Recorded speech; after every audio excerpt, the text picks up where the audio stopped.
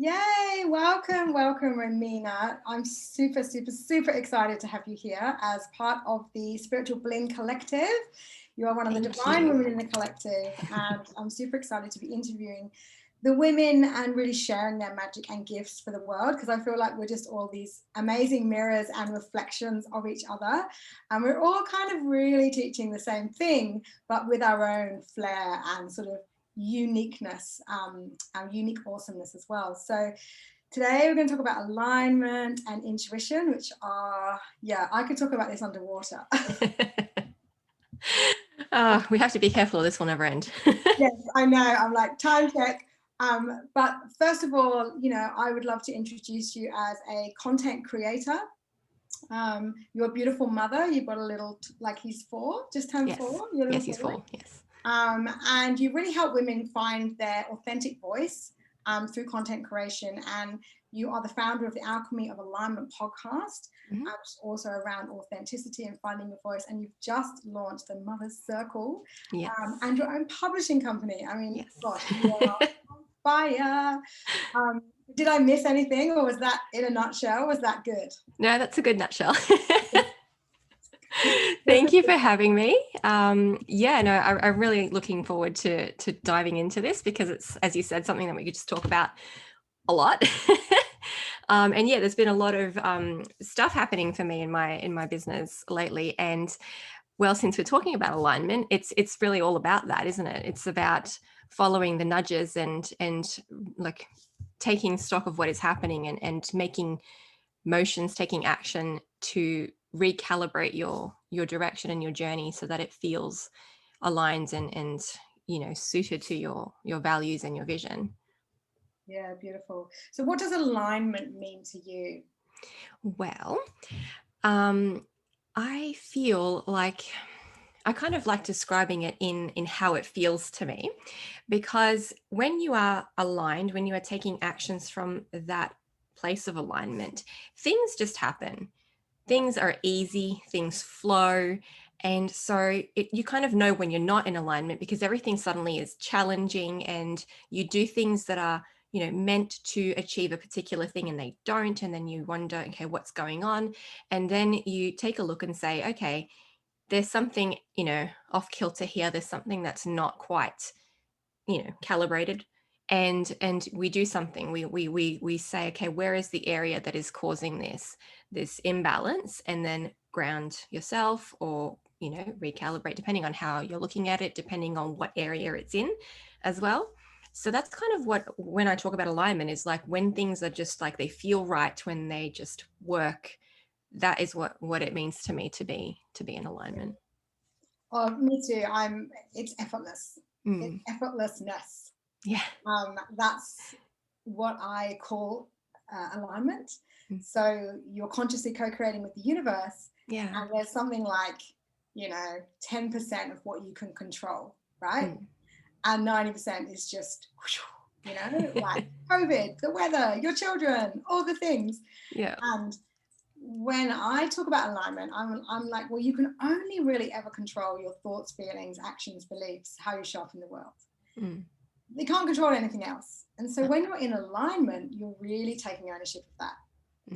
Being really mindful of how you're feeling and what you're thinking and what you're putting out there, whether it's content online, whether you're writing, speaking, or even just energetically calling in clients. Like, it's the whole thing is this dance.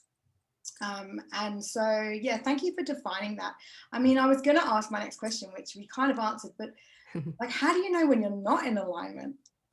Well, as I said, things just stop working, or little things happen, like little hiccups, and you go like, why did that happen? Like, this should have worked perfectly. And these little things start cropping up. And so, that's sort of like in general, that's how I notice. But in particular, when we're talking about writing and content creation, when you're not in alignment, it's overwhelming, or it's hard. And you sit there and you go, I know I need to produce something right now. The words are not flowing. My ideas are all muddled up. I don't know what I'm supposed to be writing about. I know that I'm supposed to do this. And you start like acting from this place of supposed to, this place of like pressure and overwhelm, and nothing really works. And even if you do produce something from that place, more often than not, it's not something that you're really happy with.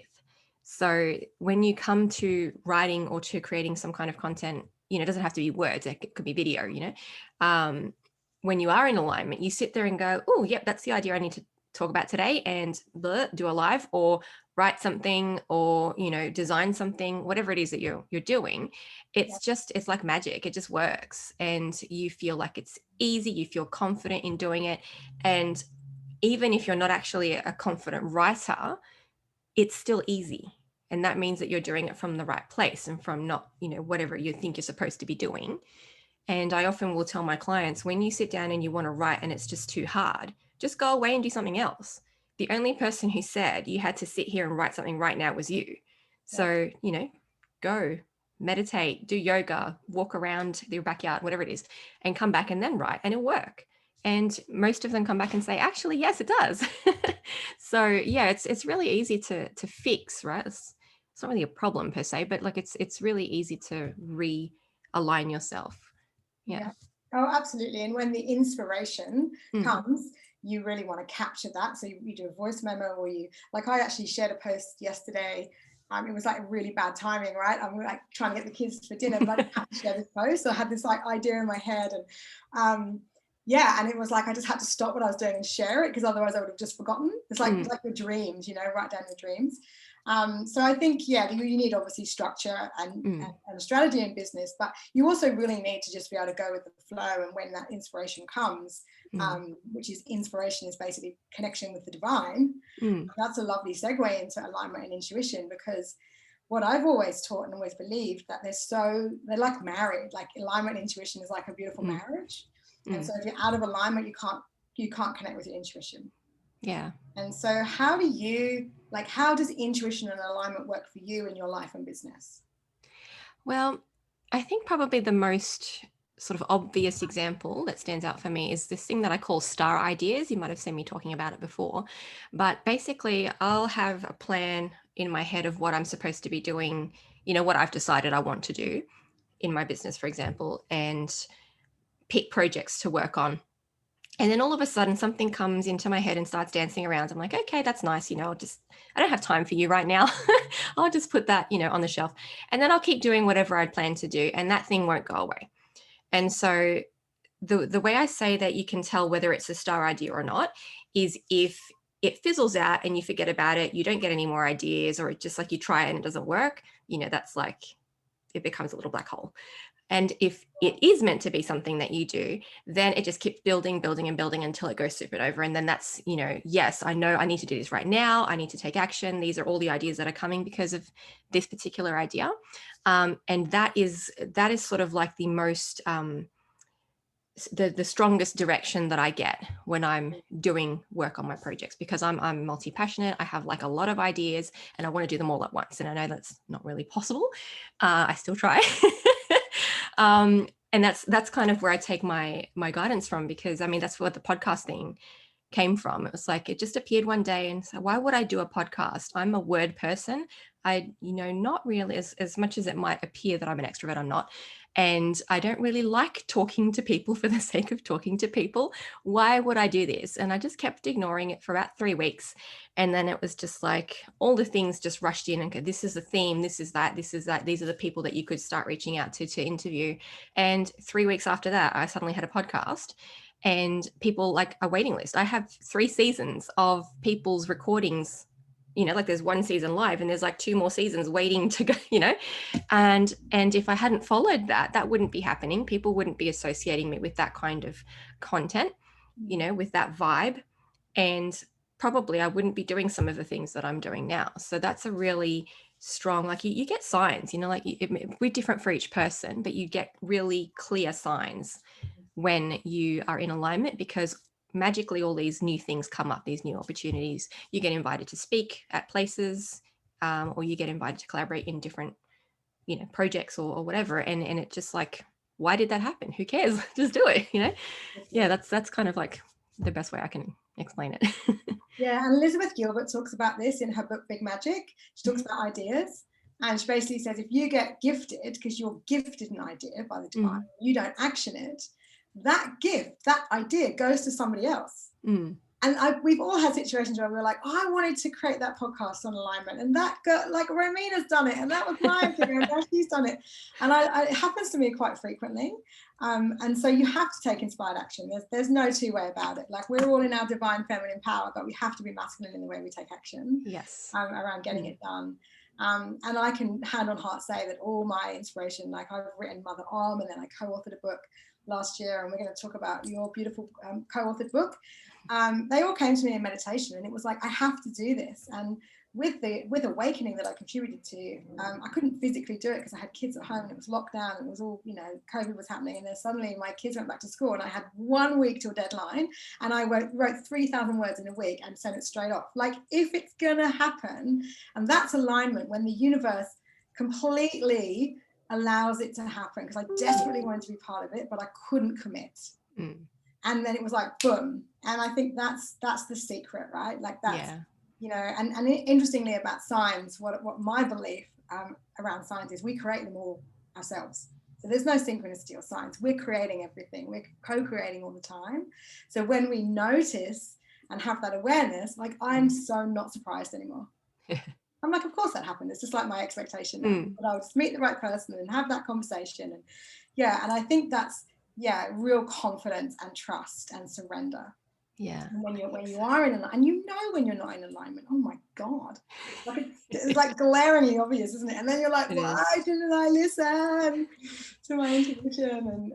And do you believe that you can take a wrong turn? Like, do you believe, like, you're in alignment, and then you're not in alignment, and then you go off on a tangent, and like, what are you? No, I believe that, because it's not like the universe is not maneuvering you. You still have free will, and you still make choices, and you could ignore signs. I ignored signs. I ended up buying an apartment that felt like it was the right move at the time, but in retrospect was really like sort of like a desperate move.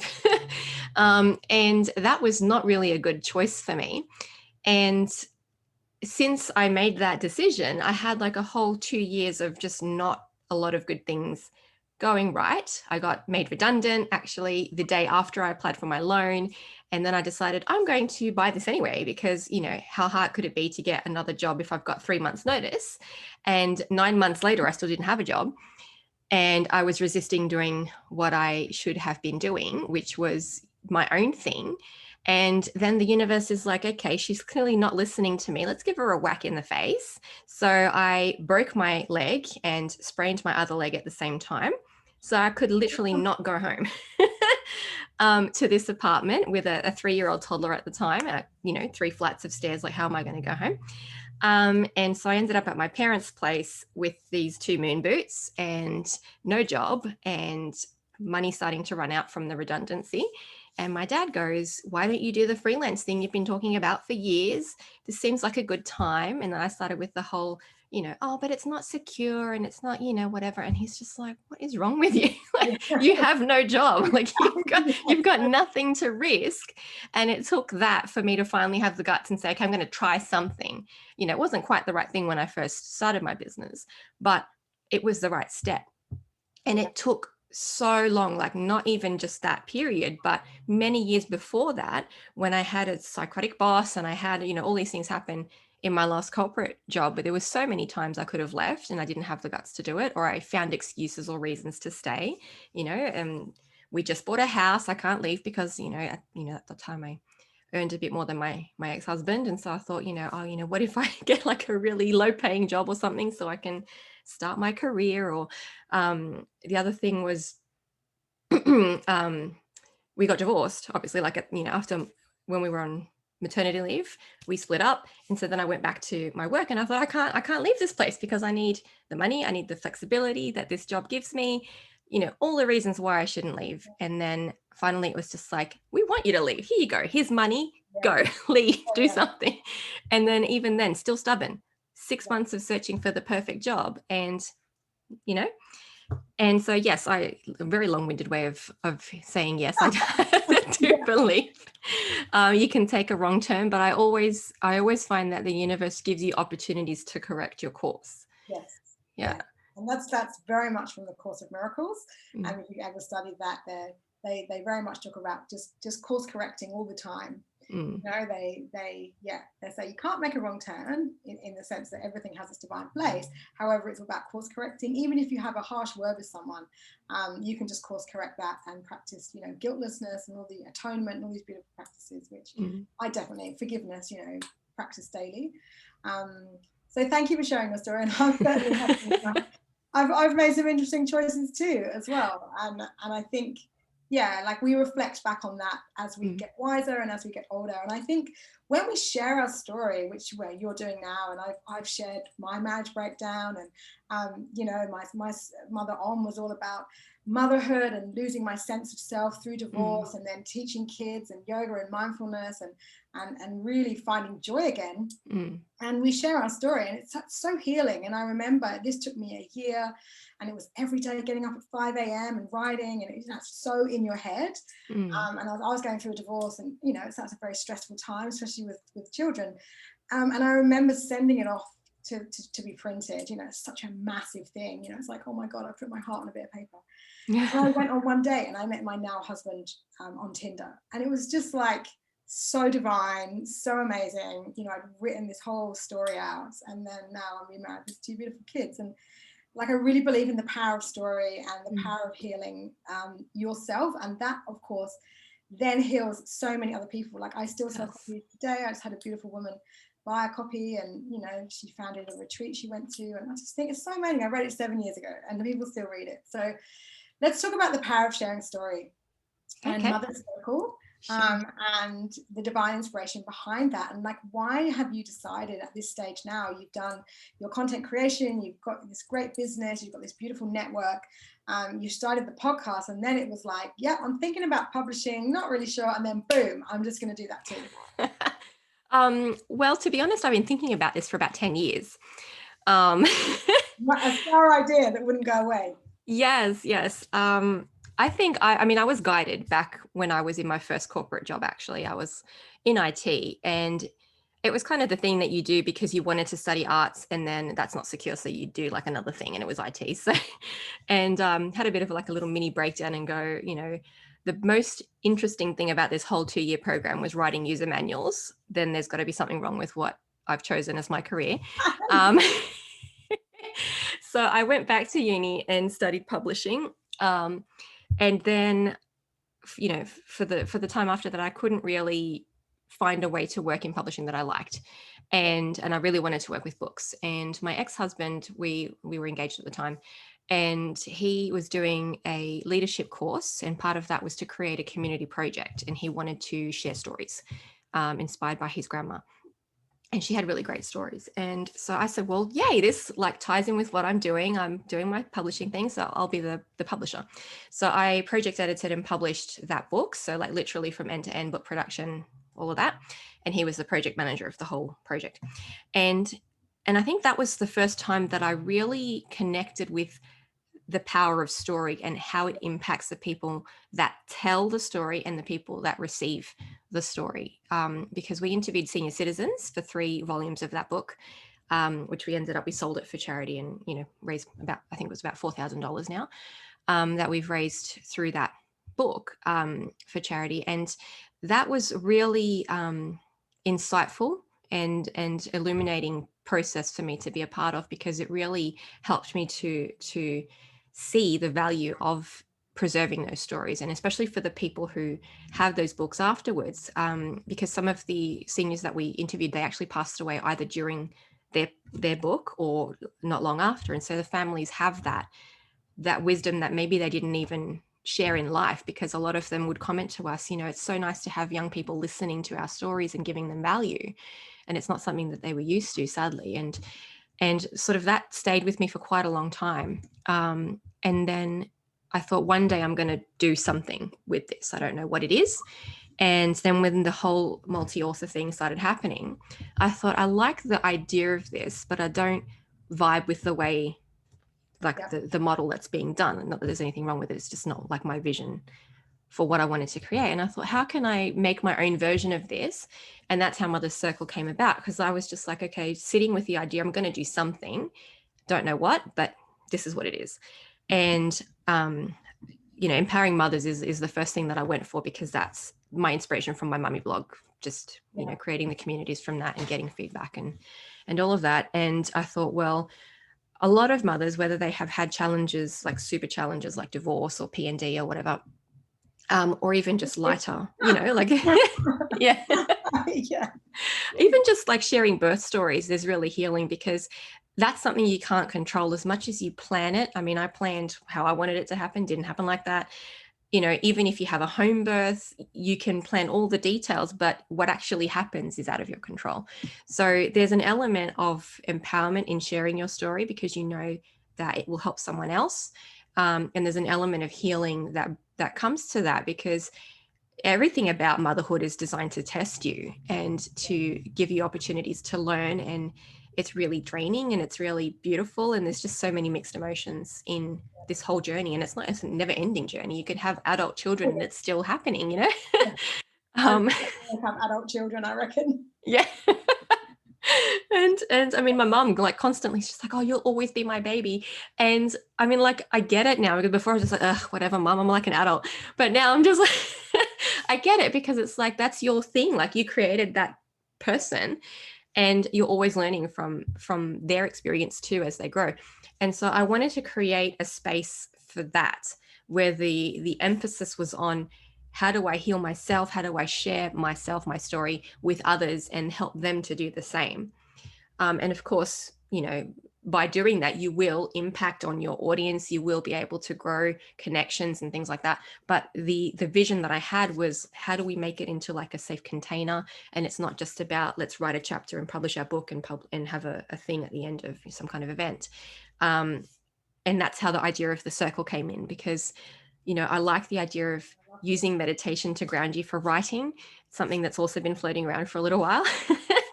And that's kind of how I thought, okay, if we had a circle, how would it feel to have the energy of the circle in the book? And that's how it became Mother's Circle. Like, at first I just thought like some kind of motherhood journey thing. But that's how it turned into Mother's Circle. And I started talking about it, and every person I talked about it, whether it's actually for them or not, has said, oh my God, that sounds beautiful. That sounds, which is really what I was hoping for in the reaction when I started talking about it, because I thought, am I insane? Like, just doing this thing. I'm not even promising people they're going to be a bestseller. Like, how am I even going to sell this thing? And I just still had to try it anyway, because it's what I really want to do. Yeah. And I was fortunate to really quickly find two beautiful authors who are on board. And I'm doing my story in this one also, because I mean, it kind of doesn't make sense to not do that. But yeah, that's kind of how it came about. And it's really like one of the biggest star ideas that I've followed. Yeah, that you've had for 10 years, and it's great it didn't go away. Yeah. It's great. You could just call that stubborn. Capricorn. Yeah. But I love how you finally taken ownership of it, and you've moved through so much fear to get there. Like, yeah, like 10 years ago, Romina, who worked in corporate, would never have done anything like this. And this is all part of our entrepreneurial journey and our journey to be really connected to our intuition, which, my intuition fully guides me in each moment. And I, when I design beautiful earrings, I use my intuition, and I just know exactly what my clients want.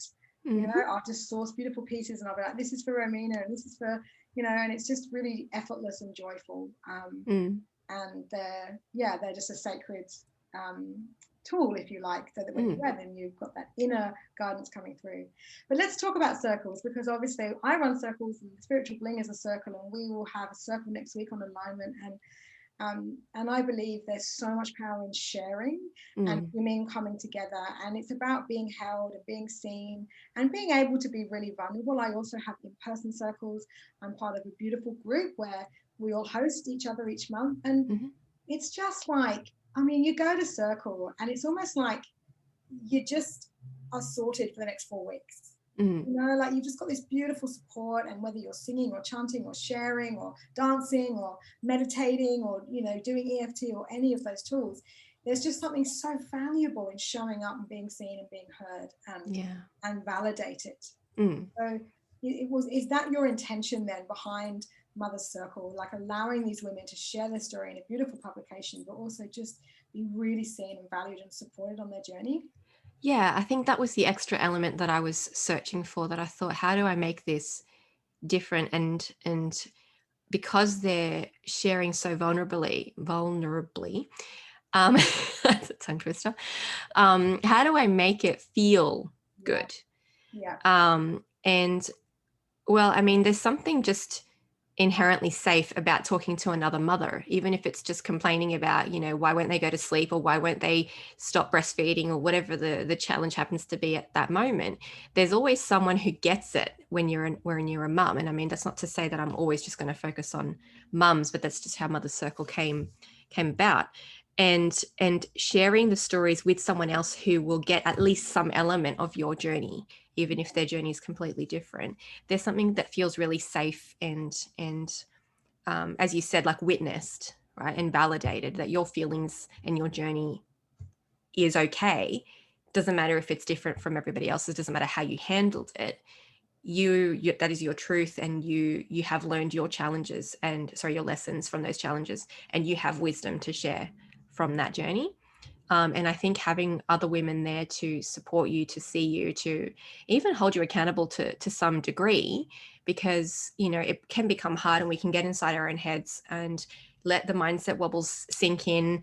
And, I've actually been writing a book myself for 2 years. And finally, I'm just like, this is ridiculous. This is a mindset thing. I know how to write. I know how to make a book. Like, why am I not doing this? And I found someone to help me with the mindset stuff. And I thought, people are going to get in their own heads. How do we have that similar energetic support in these programs, and that they'll all have a similar sort of format? And that's sort of how all those different elements sort of came and said, actually, no, that's a circle. And yeah, I don't know. I've never actually run circles in that format before, but I have created containers for people. I've, held space in communities for people, and they have always felt like that. And something that dropped in for me recently, I was talking to a couple of biz buddies, and we were all sort of like, what do we call ourselves? Just as a fun game kind of thing.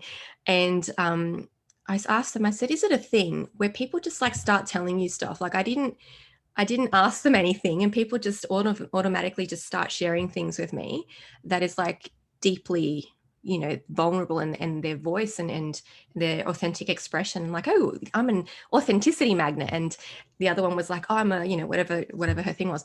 And I thought, actually, that's something that I can bring to these programs, that energy, that ability that I have to help people feel safe in that journey of writing that story and sharing that story.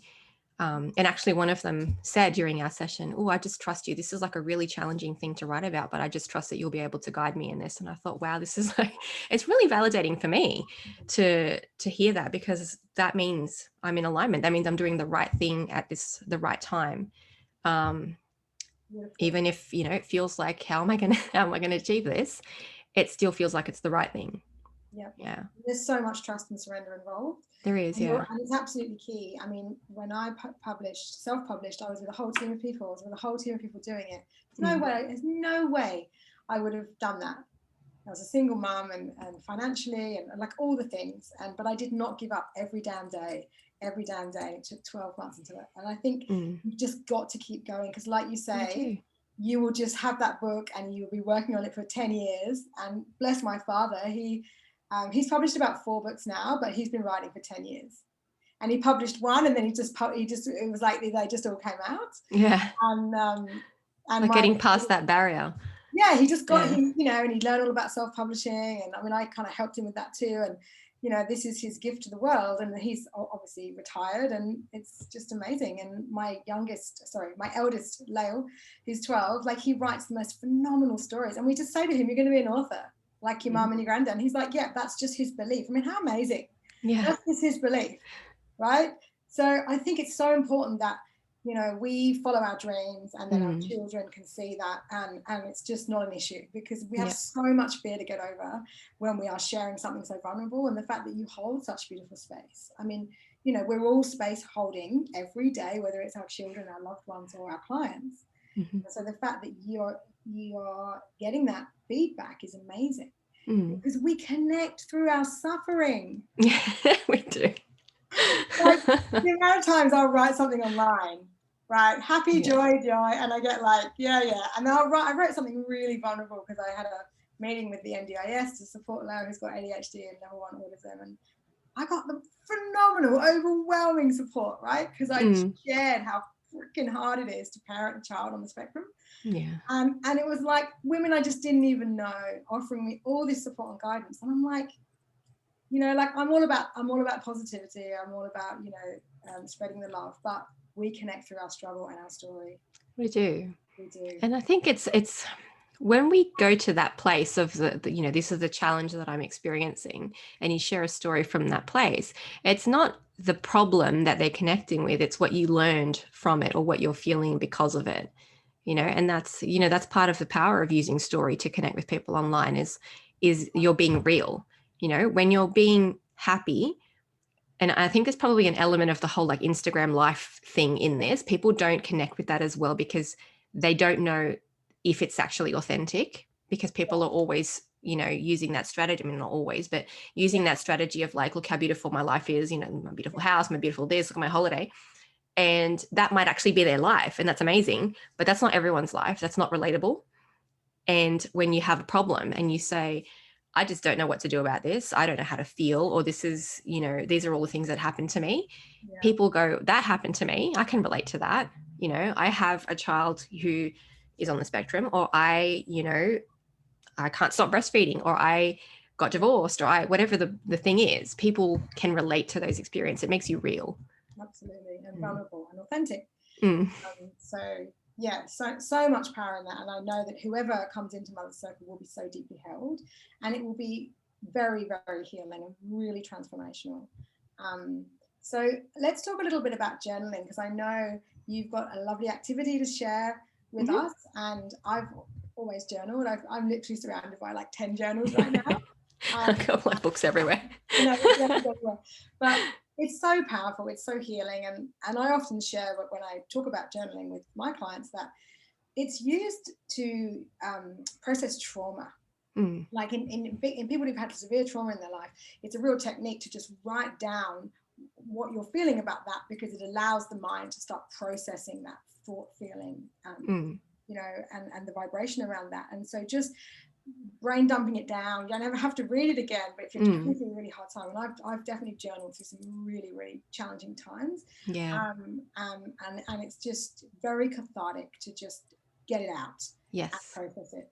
So how do you teach journaling, and how can we do more journaling to find our authenticity and be in alignment? Okay.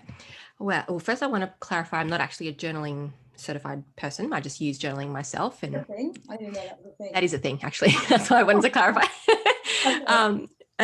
But what I like is I kind of turned to this intuitively when I was going through my separation and divorce, because writing was always a thing for me as an outlet. And I just started writing down my feelings, what was happening, noticing my thoughts around it. And then I kind of just like threw them away and like a symbolic release of all this stuff. And I thought, oh, that's the thing that we can actually use, because it activates different ways of thinking about the things that are happening to you. It makes things come back to your mind that you may not be remembering. And it helps you connect in a deeper way than just thinking about the things that you want to write about. So the way that I use journaling with my clients when I want to support them in what do they want to share, because a lot of the time they have this challenge, this blockage is like, I don't know what part of my story to share. Do I share all of my story? What bits are good? What bits are bad? Like, what's TMI? You know, is it okay to leave stuff out? You know, they don't know where to start, and they have like this idea over one thing happening. So what I like to do is give them a prompt. Sometimes it's specific to their situation, or sometimes it's like a general prompt. And what I say is do some grounding. Sometimes we'll do like a little meditation, like you know, in our session, and then they'll go away and journal in the session or away. So do some kind of grounding that suits you, listen to music when you're doing it, or, you know, do some breath work, whatever works for you. And then ask yourself the question. So for example, one question that I've been using a lot lately is, what am I being called to share with the world? Because that will bring up the core message of your mission, right? Even if it's, you know, through your work or just like in general in life. And then you just write. And I don't want you to think about what you're writing. Okay, you think about it as maybe channeled writing, free writing, brain dump, whatever, format makes you act in that way. And you just write whatever comes out. Punctuation, grammar, doesn't matter, nothing, right? Don't read it as you write it, just write and just keep writing. If prose doesn't come out, just like long form, put dot points, bullet points, or keywords, whatever just comes to your head, write it down. Yeah. And then once you actually finish and you feel like nothing more is going to come out right now, then you stop and then you read. Because when you are thinking about things, your brain works in a certain way and it makes connections in a certain way. When you are reading things, you're engaging with the same content in a different way, and you could process your thoughts in a different way. And you sort of get an element of objectivity when you are rereading stuff that you've written, because it's not inside you anymore, it's outside of you. And you're looking at it going, oh, okay, I never thought of it that way. And you start making connections between the ideas of, the different things that you've written down. You start threading them all together in a narrative. You start identifying elements and themes in what you've written. And that actually can start to help you decide, what am I going to write about, for starters, and how am I going to structure it? So it seems like a really simple exercise, but it's actually really quite powerful to do that. And if, you can start with something more specific, like, which part of my story do I share from like my motherhood, or, something really specific. And you can try that, because sometimes that really works. But if it doesn't, go broader and broader until you start feeling the flow. Yeah. And then you can narrow it down. Love the idea of the question. Mine was, increase my power to serve. How can I increase my power to serve? And recently it's been, what do I need to know? What do I need to know? And how to be of service. Yeah. It's about connecting with your inner self, like with your higher self, or with, the universe, with the divine, whatever you want to call it. Yeah, absolutely. What do I need to know to be of service? And sometimes it's very simple. And it's, I think we get baffled with this sort of, oh my God, I want to write a book and it's really overwhelming and I don't know where to start, so I'm not going to do it. And it's like, it's just baby steps, right? Like, we don't achieve greatness without doing daily action and doing daily tasks. So I'm so excited for you. And we've been in the collective since it began. And I've just watched you flourish, and of course I think you have more pairs of earrings than anybody else. I think I do. This is one of them. Yeah. These were the ones where I said, Leonie, I want sparkly purple bling. They are there. Have at it. Sparkly clay, and so much joy. So thank you, darling. And I hope anyone who watches this joins us in Circle next week on Alignment, where we will be discussing this live, and everyone will have a chance to share. And yes, the power of Circle is amazing. So if you've never been to a Circle, you're welcome to come and experience one. Oh, it's beautiful. I've been there. Yeah. I've been in Leonie's circles. They're awesome. Yeah, and of course, please, I will share this online, and I will share all the details for women to reach out and connect with you as well, because I'm sure you have a beautiful application process for your multi-author book as well. So thank you, my love. Thank you for all your wisdom and sharing your story and that beautiful writing activity as well. I think it's, a lot of people just get writer's block, right? And they're kind of like, I sit down and I don't even know. Yeah, and it's so simple. It's really powerful. So simple. Yeah, I remember a phase of just doing my morning pages, which is, the artist way, and you just write, throw it away, don't read it. And that's just a beautiful cathartic process if you're, and I traveled for 10 years and I've got all my travel journals, and I love just, so funny, it's like Dear Diary style. Yeah, I love reminiscing, because no one's bloody traveling now. No, I'm reminiscing so much on all the crazy adventures I had, and I think I love that post that you shared. The Lord of the Rings. The Lord of the Rings one, yeah. That's the cool one when I was like standing in the kitchen, because I'd taken a photo of my little toddler Phoenix in my Lord of the Rings hat, which he found when we moved, and he wants to wear it every day, and just the whole journey of that process of the self-determination of getting to work on that movie, and the memories associated with that. I just get reminded every day by my little darling son wearing it. Like, and it's been in a box. It's been in a box for 20 years. Yeah. Right. And I also had a very small head. I'm like, oh my God, my head was so small, because he's only 2.5. It totally fits him.